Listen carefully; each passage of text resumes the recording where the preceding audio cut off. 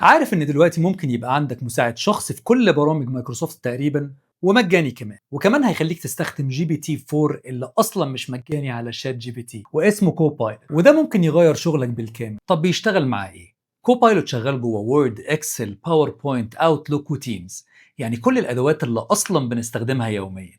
وورد بيكتب لك مسودات ويعدل ويصيغ الكلام بشكل احترافي. اكسل بيحلل بيانات ويرسم تشارتس ويعمل معادلات معقده بكلمه واحده. باوربوينت بيحضر لك البرزنتيشن بالكامل بالافكار بمجرد بس اوتلاين بسيط. والاوتلوك بيلخص لك الايميلات الطويله ويرد عليها بسرعه. وفي التيمز بيلخص لك الميتنج ويطلع لك اهم النقط والتاسكس المطلوبه منك. طب يعني ايه وهيفيدك في ايه؟ يعني بدل ما تضيع وقت في شغل روتيني، ركز بقى على الابداع، ركز على القرارات المهمه والديفلوبمنت والار ان ديز والتواصل مع الفريق. ده غير كمان انه بيعمل صور، ولو صورت حاجه ممكن تساله عليها زي جوجل لانس بالظبط. الخلاصه، كوبايلوت مش مجرد اضافه، ده دراعك اليمين جوه كل برامج مايكروسوفت، والشغل اللي كان بياخد يوم هياخد منك ساعه. ولو عايزني اعمل لك فيديو تفصيلي عن برنامج واحد بالتحديد زي اكسل او باوربوينت، سيب لي كومنت وقول لي هتختار ايه.